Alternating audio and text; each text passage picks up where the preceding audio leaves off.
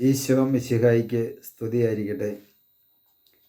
യേശുവിൽ സ്നേഹം നിറഞ്ഞ സഹോദരങ്ങളെ എല്ലാവരെയും ദൈവവചന ധ്യാനത്തിലേക്ക് നമ്മുടെ കർത്താവായ യേശു ക്രിസ്തുവിൻ്റെ നാമത്തിൽ സ്വാഗതം ചെയ്യുന്നു.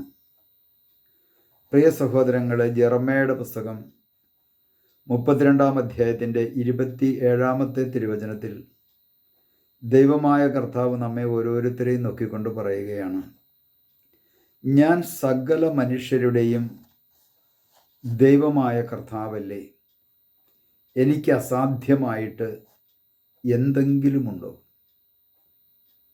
ദൈവം മനുഷ്യനെ നോക്കിക്കൊണ്ട് പറയുകയാണ്, ഞാൻ സകല മനുഷ്യരുടെയും ദൈവമായ കർത്താവല്ലേ. ഈ ഭൂമിയിൽ ജനിച്ചിട്ടുള്ള, ഇനി ജനിക്കുവാൻ പോകുന്ന, ജനിച്ച് മരിച്ചുപോയ സകലരുടെയും ദൈവമായ കർത്താവ് പറയുകയാണ്, ഞാൻ സകല മനുഷ്യരുടെയും കർത്താവല്ലേ. എന്നെ കേൾക്കുന്ന പ്രിയ സഹോദര സഹോദരി, നീ ഈ വചനത്തിൽ വിശ്വസിക്കുന്നുണ്ടോ? ഈ സകല മനുഷ്യരിലും പെട്ട ഒരു വ്യക്തിയാണ് ഞാൻ.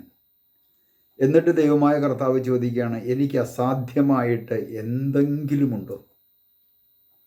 ഈ പ്രപഞ്ചത്തെ സൃഷ്ടിച്ച് പരിപാലിക്കുന്ന ദൈവത്തിന് അസാധ്യമായിട്ട് എന്തെങ്കിലുമുണ്ടോ?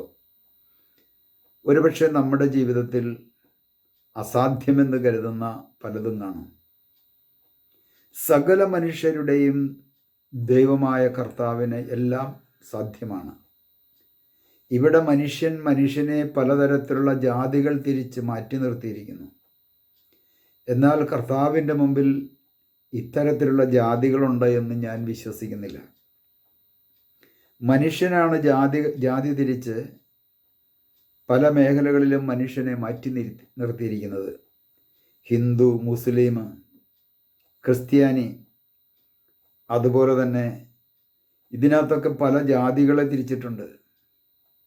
പറയൻ, പുലയൻ, മന്നാൻ, ആദിവാസി, ചക്കിളിയൻ എന്നൊക്കെ പറഞ്ഞ് ഇങ്ങനെ പലതരത്തിലുള്ള ജാതികൾ തിരിച്ചിട്ടുണ്ട്. എന്നാൽ കർത്താവ് ഒരു കാര്യം പറയുകയാണ്, നീ ഹിന്ദു ആയിക്കോട്ടെ, നീ മുസ്ലിം ആയിക്കോട്ടെ, നീ ക്രിസ്ത്യാനി ആയിക്കോട്ടെ, ഇനി ഇതിൽ നിന്നെല്ലാം മാറ്റി നിർത്തപ്പെട്ട മറ്റ് ഇതര വിഭാഗത്തിൽപ്പെട്ട ഒരു വ്യക്തി ആയിക്കോട്ടെ, ആ കർത്താവ് പറയുകയാണ്, ഞാൻ നിങ്ങളുടെ എല്ലാം ദൈവമായ കർത്താവാണ്. എനിക്ക് അസാധ്യമായിട്ട് എന്തെങ്കിലുമുണ്ടോ? യേശുക്രിസ്തു ജനിക്കുന്നതിന് നൂറ്റാണ്ടുകൾക്ക് മുമ്പ് ജെറമ്യ പ്രവാചകനിലൂടെ എഴുതി വെച്ച ദൈവജനത്തോട് ദൈവം പറഞ്ഞ വചനമാണിത്. എനിക്ക് അസാധ്യമായിട്ട് എന്തെങ്കിലുമുണ്ടോ? ഞാൻ സകല മനുഷ്യരുടെയും ദൈവമായ കർത്താവല്ലേ. നമുക്ക് വിശ്വസിക്കാം, എൻ്റെ ദൈവമായ കർത്താവിന് അസാധ്യമായിട്ടൊന്നുമില്ല.